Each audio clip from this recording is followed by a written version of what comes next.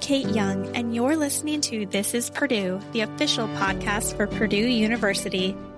As a Purdue alum and Indiana native, I know firsthand about the family of students and professors who are in it together, persistently pursuing and relentlessly rethinking. Who are the next game changers, difference makers, ceiling breakers, innovators? Who are these Boilermakers? Join me as we feature students, faculty, and alumni taking small steps toward their giant leaps and inspiring others to do the same. That was so important for me to be able to give back. The more I progress in my career, the more I want to give back, the more I want to be part of things, the more I want to be part of the history and the legacy of moving Purdue forward, especially through the lens of diversity, equity, and inclusion for women, for Black women, for students of need. I'm personally committed and I'm personally passionate about being part of the fabric of Purdue. In this episode of This is Purdue, we're talking to Kendra Bracken-Ferguson, successful entrepreneur, founder, and CEO of BrainTrust, and proud Purdue alumna. I first had the chance to meet Kendra at the 2022 Purdue for Life Women's Conference last summer. She was a keynote speaker, and the room was captivated by her story, not to mention her energy and passion. From Purdue Golduster to Ralph Lauren social media innovator to entrepreneur, founder, and investor, Kendra has a very unique story. You'll hear Kendra discuss her career journey from the very early days of social media and pitching the use of MySpace, who remembers MySpace, to promote global brands, and to later becoming one of the first 100 Black women in the country to raise over $1 million in funding for her first company. I found it particularly interesting how Kendra describes the time period when social media was just on the cusp of becoming big. I mean, it's hard to remember a time without social media, a time when top-tier brands weren't using social media for their marketing. Kendra dives into stories on how she partnered with bloggers to wear Ralph Lauren and post about it, aka the very earliest influencers, and how she used ringback tones to promote and market popular bands. All of this really spoke to my millennial heart. I remember these days of MySpace's top 8 and my Katy Perry ringback tone like it was yesterday. Kendra also shares how her time at Purdue, between taking the field as part of the Purdue Golduster Dance Team to working at the Black Cultural Center to interning with the Indiana Pacers, shaped her into the woman she is today.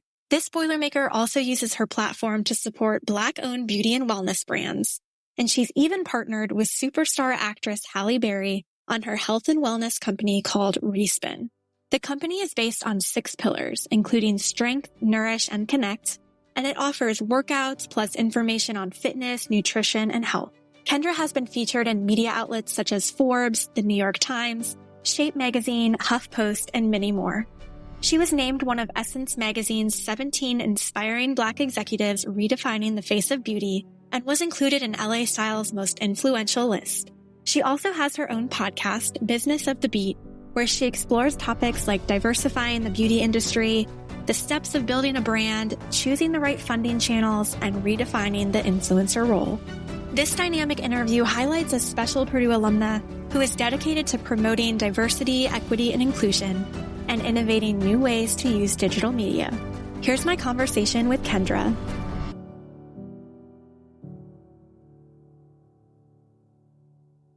Kendra, thank you so much for joining us. We're so happy to have you on This is Purdue. Oh my gosh, Kate, I'm so excited to be here. Thank you for including me. I love Purdue, so I'm just honored. Okay, so tell us a little bit about your childhood, your background. How did you first find out about Purdue University? Oh my gosh. So the funny thing is that I grew up in Texas, but my parents and my in-laws, like I should say my mom, are actually from Indianapolis. And so I knew a bit like traveling, but I wasn't just like, oh my goodness, Purdue, Purdue.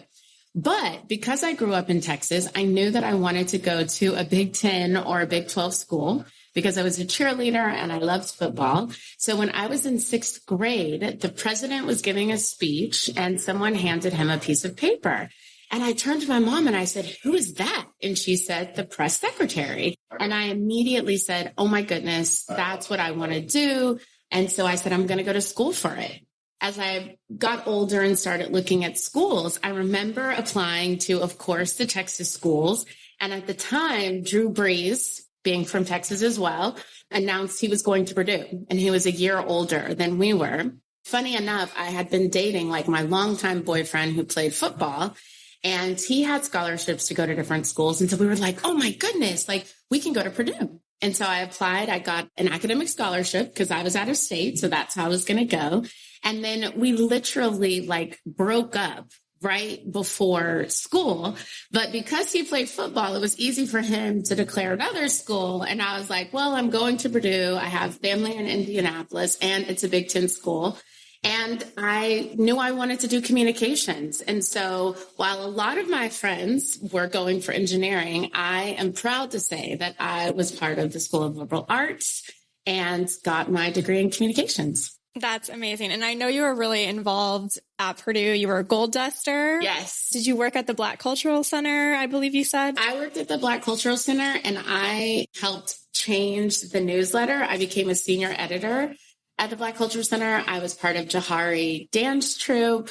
I also interned in the athletic department. So I was part of the athletic promotions team. I worked at Piercing Pagoda. I was the president of my sorority. When people talk about not having a great college experience, I can't relate. I'm like, I don't even understand what you're saying. Like, I loved school.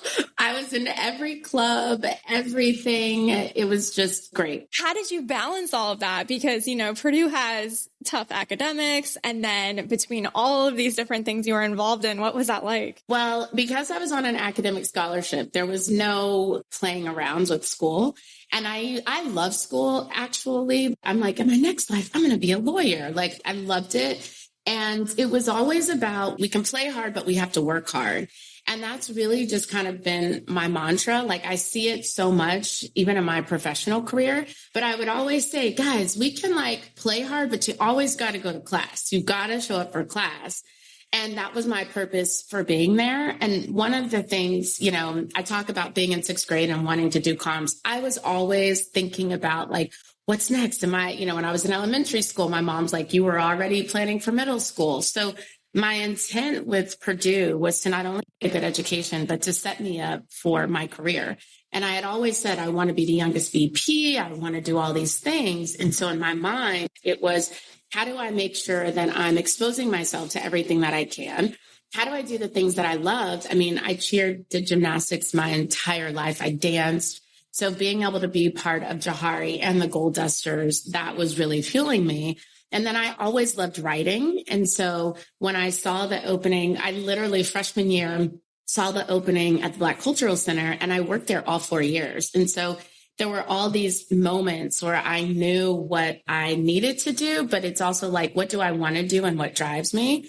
And being president of my sorority, I remember thinking like, I want to join a sorority. It's kind of what you do, but I loved the experience. And just as you'll hear as we talk, being the fact that I'm like an entrepreneur and own companies and I'm type A, I'm like, of course, if I'm going to be in a sorority, I'm going to be the president. So it was just obviously, clearly. I love that. That's amazing. And did you intern at the Pacers as well during your time at Purdue? I did. So I was working in the athletic department as a promotions intern. And I ended up meeting Kathy Jordan. And Kathy Jordan was the first Black cheerleader at Purdue. And I was telling her that I was thinking I wanted to get into sports. I knew I wanted to do comms. And she was working at the Pacers. And so she said, why don't you come do an internship and see what you think? And so I was literally going between Purdue and the Pacers every week, multiple times a week to do this internship. What happened was my now husband, who I actually met my freshman year of college, and my best friend, Brandon, who I met the first day of college at Purdue, actually works for me now. So essentially, Kathy said, come do this internship at the Pacers. I'm going back and forth.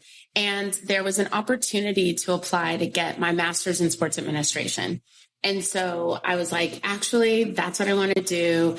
I can still do comms because I was working in community relations, and all the promotion work I was doing at Purdue, I loved it. And so I was like, this is a great mix. So I applied. I won a scholarship to get my master's in sports administration.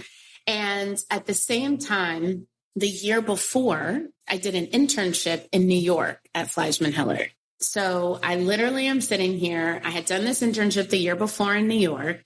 I spent the year working at the Pacers. I end up winning, this scholarship to get my master's. And literally, Fleischman called me and they said, we have an assistant account executive role, but you have to be in New York in 2 weeks. I was just like, oh my gosh, but that's what, sixth grade. I'm like, I want to do comms. I go to Purdue for comms. I'm doing all these things. And so I literally said, that's what I want to do. I gave my scholarship back. I talked to Kathy about it. And I, of course, talked to my family. We didn't know anyone in New York. We also weren't a family where we could just be like, yeah, here's your apartment and here's your driver and here's your first class ticket. So I did all this research and found the nuns had professional housing for women at the convent. And so I literally called them. They had a slot open. I got all my paperwork in, and within 2 weeks, I had moved to New York to start my career at Fleischman. That is amazing. And so what was it like living with the nuns? Exactly. Well, and it's so funny because, the beauty of college is you're living with your parents. From my perspective, I know not everyone has this experience, but from my experience, living with my parents, great, super active, doing everything. And then going to Purdue, living on my own in Meredith Hall for the first time. And then three of my roommates, we ended up getting an apartment, but I was always around friends and then the protection of campus. I think that's what makes Purdue so special, is that you're truly in your own sphere of people who are there for the same reason you're there for. You have all these activities. You have a dining hall. Like there was all these, it's just your own little world. And so I at least had the experience of having my own apartment, having to pay the bills, but then going to New York by yourself, this major city, it was quite a lot. And I'm originally from Texas. I graduated from Round Rock High School. It was such an interesting moment. And the nuns were very grounding because we had a curfew. You had to make your bed. You had to get up at a certain time. And so it really kind of set the tone, but it was a different experience. But I'm glad that I had that stability being in New York and starting my career there. Yeah, absolutely. And what a big change from Texas to New York City. Yes. And I remember it's so funny because growing up in Texas, I was in Round Rock, Texas, and I also lived in Houston and Abilene, but we didn't have snow. Like if it got too cold, everything shut down and I was like, oh my goodness. And so even though my family lived in Indianapolis, I would only go to Indianapolis for holidays or in the summer with my grandparents, but I never lived there. So I remember my freshman year and it was snowing and I literally just sat down on this wall on campus and was just like, get me out of here. It's snowing. What is this? Like, it was traumatizing. I thought you were going to say, oh, I was enjoying the snow. And no, I was like, what is this? Get me out of here. It's one thing to visit the snow and it's all fun and you're throwing snowballs in your grandmother's house and it's Christmas. It's another to live in the snow and have to navigate your life in the snow. I remember just looking at campus and it was like so great. And I was like, I don't know if I can stay in the snow, but alas, I did. And it was fine and all the things. That's amazing. We want to hear maybe a favorite story, a favorite memory from your time at Purdue. You probably have 1,000. Gosh. You know what? One memory that always is just so powerful, and there's a lot. But being a Golduster and marching onto the field with Purdue Pete and the band, because we would line up and then you'd have to practice the kicks, and being able to just like walk around campus and then walk into the stadium on game day, I still like so vividly see that experience in that moment. And it was just fantastic, especially someone who loves a good tailgate and like loves a party. Like, that moment was great. There's all of these moments, even at the Black Cultural Center. I started when the Black Cultural Center was like a small house on the street. Now the Black Cultural Center is so beautiful and pristine. So even seeing that transition was just amazing. And being back on campus, I'm going to mess this up. I just won an award. Like I won the Pioneering Women Award. And then I was also just on campus for the dorm recognition. It was just fascinating to see what has happened because I remember when the BCC was moving. So that was like an amazing experience.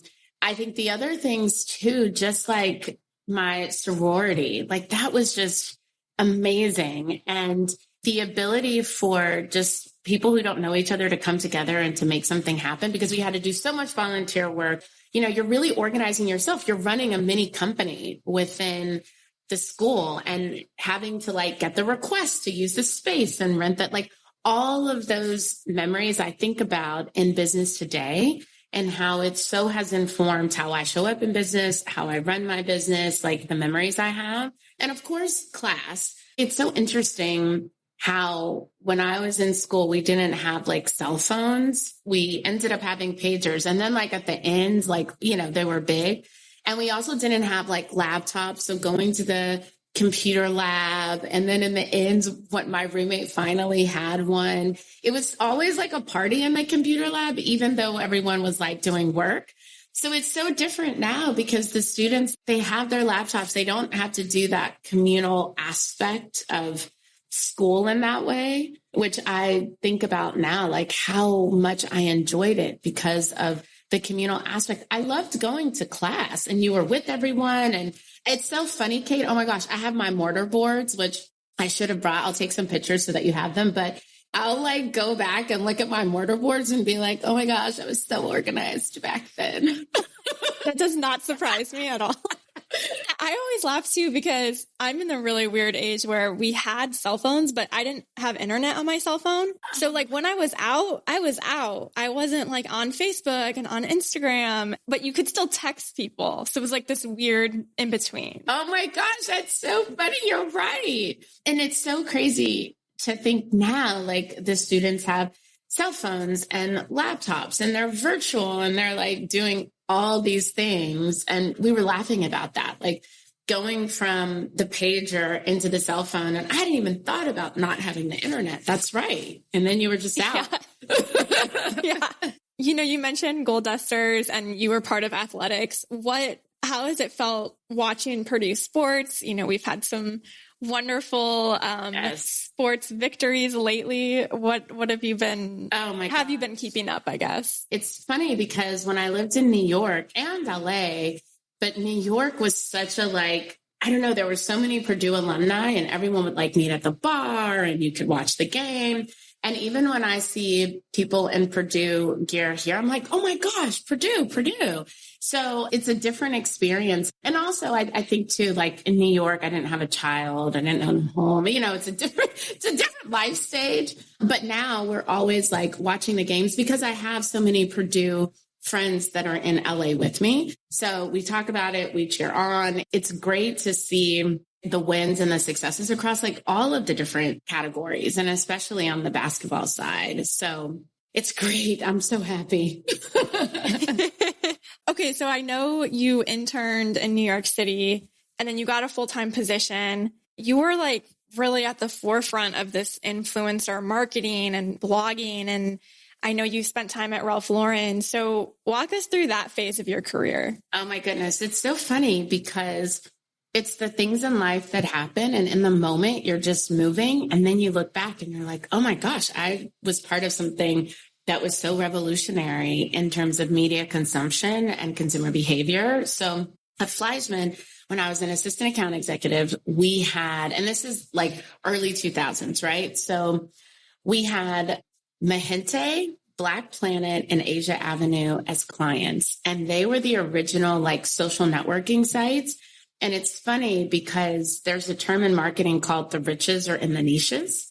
And so when you think about the fact that those were the original sites and they were niched audiences and communities. So I had the opportunity of working on those platforms, and that was pre-MySpace, pre-Facebook. I remember when MySpace launched and we were in this conference room and I'm like the only Black person, like young female, and literally the team is trying to figure out how to increase the market share of the youth audience for Singular Wireless. We don't even have Singular now. Now we have AT&T, but we were sitting there and I raised my hand and I said, what about MySpace? And everyone's like, what's MySpace? And I'm like telling them. And so my boss said, well, let's go meet the team at MySpace. So We fly from New York to LA. It's literally 5 guys in this little room, and they're talking about MySpace and the band. And so we came up with this idea to create a mobile music studio where we took the unsigned bands on MySpace, we turned their music into ringtones, and they became ringtones on Singular. So when I'm sitting there and I'm like, okay, so I'm working with the first social networking sites. I'm working with Singular, which is now AT&T, and we created ringtones like in the moment. And I just remember us being like, oh yeah. And then you show your phone and then you get into the concert for free. We did this 12-city mall tour. And it's funny because JoJo, who's like a star now, was so young, and she was our opening act for this mall tour. That was literally my first kind of, wow, you can monetize social content because everyone was making a rev share from the music. You can do something really cool with bands. And we're using this interesting technology called a cell phone to do ringtones. And I just remember, we talk about mentors and allies in business. And I mentioned like being the only Black female. And my boss was an older white man, and he always gave me a voice. And so literally we sat down and he said, tell me all your ideas. And so I'm telling him the ideas. He's telling me his ideas. We come up with this great plan, and he presents it to the president of Fleischmann. Now, Fleischmann at the time was the largest PR agency in the world, owned by Omnicom, offices everywhere. So he presents it and he gave me credit. And by him giving me credit, it opened the door for me to have a voice and to be able to really start sharing my ideas. We ended up going to the CEO Summit in Beijing. We went to Hong Kong, Korea. We would go all over Europe and Canada doing these boot camps about what we call digital communications, which would later become social media. And I worked on MTV for the Video Music Awards, like going into message boards and forums and chatting with the bands. So it was just such an amazing experience. And all of this, and Facebook was like, when Facebook launched, it was still a .edu. So we were doing all these things before Facebook became open to people that didn't have a .edu address. So fast forward, I helped build the digital practice group at Fleischmann, and it was fantastic. We worked with so many different clients, from P&G to Avon, which was so funny, to Mary Kay, and everyone in between. And I remember kind of thinking, okay, my boss at the time ended up creating his own social media kind of like SMS agency. And he said, do you want to go or do you want to stay? And I said, I want to stay. And I became the youngest VP, which was my dream from the beginning. And then I got recruited to go to Ralph Lauren. And I was always the go-to one for anything beauty, anything fashion. And so at Ralph, they had this position for the first director of digital media. At that time, this is in 2009, there weren't many of us who had been around, but were still young and of the generation and could navigate corporate. So I became the first director of digital media, and I reported into David Lauren, the head of corporate communications, the head of marketing, the head of advertising. And then I would have to sit with the CFO of all of Ralph Lauren public company and talk about how much I was making from Facebook ads. And so the experience was dynamic because I'd sit with David Lauren for like 4 hours. We'd just be looking at all the different blogs and all the different sites. And they were called blogs, pre-influencers. And then because I was part of the corporate communications team, I was also navigating the content and the copy. I went to the Olympics and was literally taking photos of the athletes and posting it. But then I'd get back and I'd have to be in this big meeting with the CFO giving my numbers. And so it was such an amazing experience. And I'll say this one other thing is that experience and the experience at Fleischmann and at Purdue, like redoing the newsletter, being the president of my sorority, all of those were the stepping stones that took me into the world of being an entrepreneur. And when I look back, I was an entrepreneur because I was building things within a company, but that was the journey that led me to be an entrepreneur. And I remember I sat outside of Ralph Lauren's office and I was in a board meeting with Ralph and the team. And the conversation was around buying back his licenses, and his wealth management team was there. And I'll never forget being like, I want a wealth management team. I want to like own a company. And that was such a trigger for me. And literally within that year, I met my first business partner and we started our first company. Were you nervous to it doesn't sound like you were, but to take that path of, it's kind of these corporate jobs. I'm sure it paid really well. It's kind of risky to become an entrepreneur. What was your comfort level and how did you ultimately make that decision to leave these jobs where you were doing the coolest stuff imaginable? Oh my gosh. I have worked on that so much in terms of like fear to faith. And I've always lived by this mantra, even like Purdue, before Purdue, of carpe diem, because you always have to seize the day. And I'll never forget, I met my business partner because she had a beauty brand that she was selling on HSN. She was freelancing for Club Monaco, which was owned by Ralph Lauren. I knew her for 2 months. I was thinking about her, texted her Saturday morning. She called me immediately and I said, I have an idea to manage bloggers. And she said, me too. And we put up a website that day, got our husbands together for brunch Sunday, filed for an LLC Monday. I went to David Lauren and I was like, I'm going to manage bloggers. And he was like, as long as they're wearing Ralph Lauren. And every Friday we would meet at the Standard Hotel in the Meatpacking District of New York. And we would meet with all of these amazing bloggers. And that was in 2010. And I was still working at Ralph Lauren and everyone knew. And it was like the bloggers are wearing Ralph Lauren. And then it started getting real. We started having more clients. We ended up helping Tiffany & Co. and Tory Burch, like with their social strategy. And it quickly became like, it's time to move. Karen and I were so nervous because we didn't have these huge bank accounts. We didn't have pre-seed money. We were making money and putting it into the business. We didn't have this like 30-page business plan. We just knew that these bloggers were going to be the next big thing.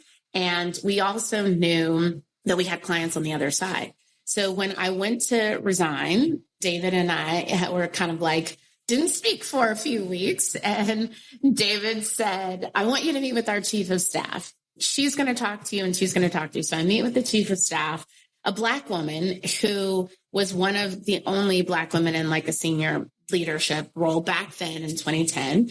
She said, well, tell me what you want to do. Tell me what you want to do. Everyone is like up in arms. So I explained it to her and she says, it sounds like you have a good plan. And she said, and your last name isn't Lauren.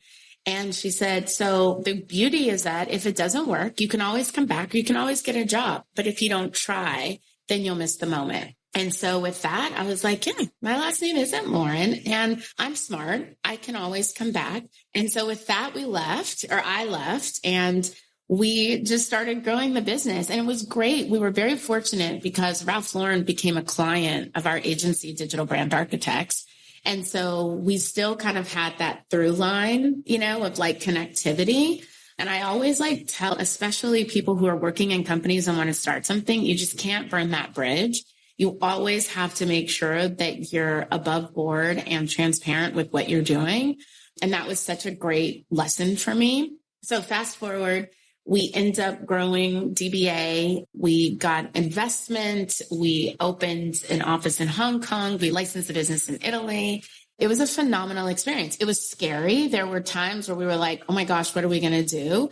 There were times where, of course, we didn't pay ourselves. So it's definitely, I say it's not for the faint of heart or the weak in spirit, because you have to believe beyond a shadow of a doubt that you're going to be successful, which makes entrepreneurs slightly a little over the top. But I think that that's the mark of it. And then where was Instagram in the midst of all this? Was that coming to fruition as you were leading this company? So it's so funny because when we launched, there was no Instagram or Pinterest. Instagram came shortly right in that time frame. Pinterest came later. YouTube, all those things were later. And so I remember when we launched our Power Pinner division, so like representing power pinners and the evolution of what that was different from just straight bloggers. And it's funny because so many of the talent that we represented back then, Something Navy, like the majority of them are just doing so well in their careers. I mean, you look at Something Navy, who we were working with Ariel in the beginning. Now she has her own clothing line, her books, her this. And so our whole thing was always from the perspective of, you may not be a blogger posting pictures of yourself forever, but you are a brand. And what is your book deal? What's your TV deal? And so for me, what I learned about myself building DBA was that I am really good at brand building. I'm good at brand strategy. I'm good at looking at and finding the white space of innovation. And prior to that, I never would have been able to say, like, this is what I'm good at with confidence, and it's such a psychological kind of like movement in your career where, especially as women, we can proudly say, no, this is what I'm good at. This is what I know I can do well. And that's what's protected me whenever I have these moments of like fear and doubt. Because I now, since then, I've started 3 other companies. I've raised money, sold a company, built a team. I'm now, starting a venture fund. So I always go back to, what are you good at? What did you learn? What has this journey taught you? Because there's no one in the world who never has a moment of fear or doubt. It's how do we overcome it? How do we get ourselves to the other side? And how do we make sure that we know that what we're doing is greater than the fear that we have?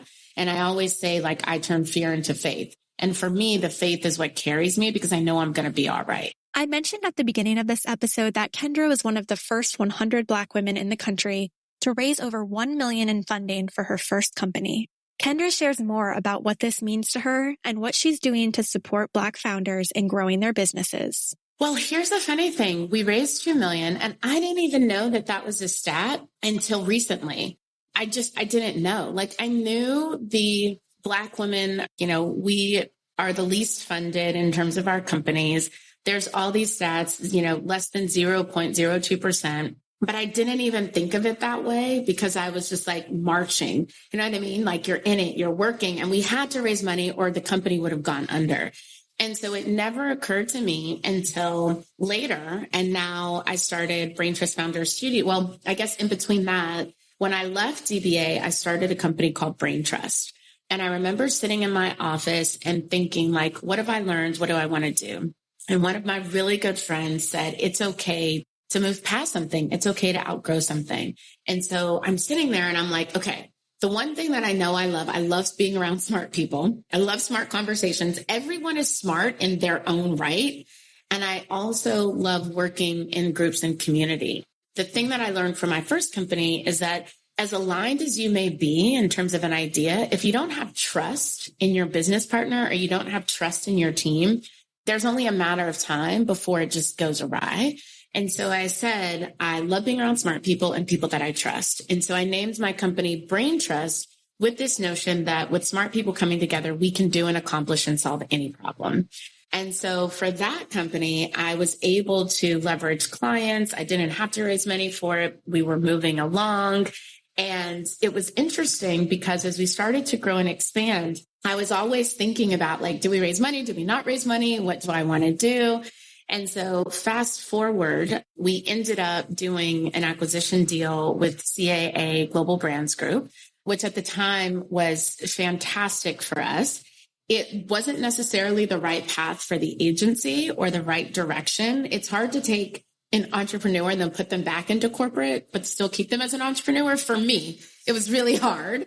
And so I ended up buying that company back, which took us into COVID. And during COVID, I had so many founder friends who were just struggling. And when you look at the stats, again, I'm looking at the stats of like Black business owners. We're creating more businesses than any other group, but yet our businesses are failing at higher rates. And at the same time, I won an award as one of the top women in beauty by Essence Magazine. We did this amazing cover. It was great. And I was approached to do my podcast, Business of the Beat, focused on diversifying the faces we see in the beauty and wellness industry. When I started talking to founders about raising money, how do you fund your business? I saw this huge need and gap. And so in October, we created BrainTrust Founder Studio to provide community mentorship education for Black founders of beauty and wellness companies. And as part of that, I always wanted to figure out how to invest. I'm a comms major. I do have an MBA, but that's quite a different path than investment bankers and economics majors and people who train. And so I always wanted to do a fund. And then again, people were like, you can't do a fund. You've never done a fund. You've blah, blah, blah, blah, blah. My business partner, literally, I ran into her. We had known each other for 20 years. And she immediately was like, we can do this. That's part of this journey too. Like I think about Alan, my first ally, I think about Lisa. And after DBA and my partners there, I was like, I don't know if I want a co-founder ever again. There's always this thing of, do you get a co-founder? Do you not? And so when Lisa and I reconnected, the magic was there for us to say, let's be co-founders in this fund and studio. We launched our fund and it's been amazing being able to launch a fund and then invest back into founders, especially when I think about the stats and I think about what I went through in my journey. If I can make the path a little easier for the next generation of founders, like that's my mission and purpose in life. And I'm using the gifts and the tools that I have in terms of what I'm good at to be able to do that. And were you always passionate about the beauty and wellness space? I know you've worked in fashion, you've done a lot of amazing things, but why the beauty and wellness space? And why is it important specifically for African-American women? So I realized my mom was always like in these senior jobs. I used to travel with her, which is where I get it from. My daughter travels with me everywhere. Yeah. I was like, the apple doesn't fall far from the tree. But my mom was always like the head of HR. She was always doing amazing work.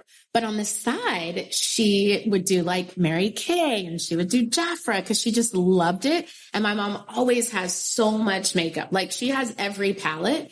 And so I remember I used to get to be her model. And so she would do the makeup and I was like, oh, I love this. I love this. I never even thought about the industry though of makeup because I just didn't know.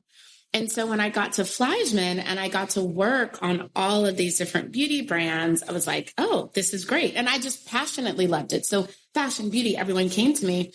And then at Ralph, as much as we were fashion, the fashion shows, it's such a beautiful curation of hair and makeup and glam. I love glam. And when so many of our clients, just because of my history, were in fashion. And then we started moving into beauty.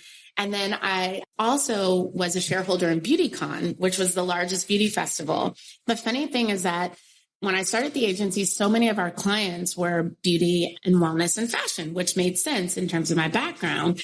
And so we were naturally in this space. But because of my connection to BeautyCon and Moj, the founder, we were doing so much there. And I became a shareholder in BeautyCon because BeautyCon was the largest beauty festival in the world. It doesn't get more magical than seeing people in their true self with like glitter and hair and makeup and everything. And I've had such a love for it. And during COVID, Moj and I started a nonprofit called Beauty United. We brought together everyone from Bobbi Brown to Lisa Price to the Lauders to Gwyneth Paltrow, like really just the titans of beauty. And we came together in a way of just trying to solve for what do we do? How do you get PPP? How do you do this? And we ended up raising money for frontline responders. We donated over $2 million in products to frontline workers. It was just an amazing time of just having so many people who are normally competing in beauty to come together. And so we've been able to grow the nonprofit arm, really focused on diversifying beauty. We have created this amazing mentorship program for BIPOC and Indigenous founders and entrepreneurs and even executives. And so that really was, oh my goodness, you were truly squarely in beauty. And so at my company on the BrainTrust agency side, we primarily work with beauty, wellness, fashion. We have a lot of activewear clients, which are important to me from a wellness perspective. And then of course, with our BrainTrust Founders Studio, we are solely focused on supporting Black beauty and wellness founders. And it truly is my expertise. It's my lane. It's my team's lane. And when we think about the wellness aspect of it, there's all of the stats in terms of Black people and diabetes, our risk for diabetes, our risk for certain types of cancers, high blood pressure. My grandmother has experienced diabetes, which led to Alzheimer's. So I always think about wellness in the sense of how do we make sure that we are looking at wellness through the multiple lenses of culture, of people, of demographics. I mean, Kate, you saw me this morning. Every morning I have green tea, I have lemon, I have my 8 greens tablet, I have vitamin C. It's like my thing. And I have my glow drops. So I am always like thinking about it. And I think that it's so important. And especially now there's so many great and brilliant people who are trying to solve for chronic illnesses. And so that's really where I believe I can have the most impact and provide the most value. Okay. I want to bring it back to Purdue, but first I am curious, where do you think the influencer space and the beauty, wellness, fashion space is kind of heading towards now? Because we have TikTok, we have it feels like stuff's always coming at us too. What are your thoughts on that? I put on my list this year that I was going to really get involved in Web3 and the metaverse and NFTs. I've been able to have clients in that space and to really start to look at it. I am in no way an expert. I am trying with my OpenSea and all of these things. I think that there is something there. I think that, of course, the beauty brands, the NARS, there's been some great work happening. I think that beauty fashion, we're all going to have to look at the metaverse and how we can leverage it, especially with this kind of convergence of online and offline, what that looks like. We've been looking a lot at ingredients. And so what is clean and vegan and natural? What does that really mean? What do you really need? And what's the evolution of that? Because it feels like everyone's doing it. What's the governing body in our industry that protects us and knowing? We're doing a lot of work looking through the lens of ingestibles and what does that look like in relation to topicals in terms of natural skincare. I'm excited about virtual shopping. And, there's always been the QVCs and the HSN. We partnered with a company called Talk Shop Live, and we did this Black Beauty Bazaar. And so we had our founders who are live selling, people are live shopping. Walmart does a great job. There's a lot of people doing that in the space. YouTube just is doing their partnership with Shopify and the shopping aspect, of course, TikTok shopping. So I think that we're going to continue to see innovation. There's always going to be a tie to revenue in terms of how is everyone making money? How are we buying and selling? I mean, look at Glossier going into retail, our darling D2C brand. So I think that there's going to be a convergence. And I also think people are ready to get out. As safe as we have to be, it's not as though retail is slowing down. Yes, shopping habits have changed. And so I think that as a brand founder, we are constantly looking at where are all the places my product needs to be based upon where my consumer lives. And so when you think about where your consumer's living, that they are consuming TikTok 5 hours a day, that they are doing YouTube shopping, you have to be able to create an ecosystem for your brand that exists in multiple places, and then leveraging the innovations and technology to help you work smarter, like the metaverse. How do we leverage that? So it's an exciting time. It's really wild to be working, to have a career that didn't have all these things and then have all these things, but still be so squarely focused on the innovation that's happening in my lifetime, in our lifetime. It's exciting. Absolutely. Okay. So we've talked about Purdue. We've talked about walking in as a Golduster into Ross-Ade. What does that Boilermaker spirit and that community mean to you? Oh my gosh, it's so great to be part of it. And it's so much pride. I was just keynoting the Purdue Women's Leadership Conference, which we were at, and it was amazing. I mean, I literally walked in and saw Jessica, who we went to school together. It was just oh my gosh, look at us. And she was a speaker, all the amazing women that I met, and we were all connected through this notion of Purdue. It's great. I mean, even being back at Purdue for the Parker Sisters dorm commitment, it was to be part of that and to say, oh my goodness, look at how far the university has come and I'm part of this history. It means so much. And for me, when I think about just the spirit of Purdue, it is this sense of community. It was just my sorority's the centennial 100th anniversary and Boulay 2 weekends ago or a few weekends ago. And we were all the Epsilon Gamma chapter. It's wow, to be part of something we're not going to see 100 years of something in our lifetime, but we have that connectivity through Purdue. We have that connectivity through our sorority. And it's always amazing to be part of something greater than yourself. And for me, I am a lifetime alumni of Purdue. I have an endowment at Purdue for a Black female college student in the School of Liberal Arts. That was so important for me to be able to give back. And the more I progress in my career, the more I want to give back, the more I want to be part of things, the more I want to be part of the history and the legacy of moving Purdue forward, especially through the lens of diversity, equity, and inclusion for women, for Black women, for students of need. I'm personally committed and I'm personally passionate about being part of the fabric of Purdue. That's amazing. I love that. Purdue is known for engineering and kind of that math and science, that STEM. And then here you are, this incredibly successful person in fashion. And I love all that. But how did Purdue tee you up for this career? So it's so interesting because the comms world, it's so much fun. And I remember because we were such a smaller school, everyone was engineering. I'm going to be an astronaut.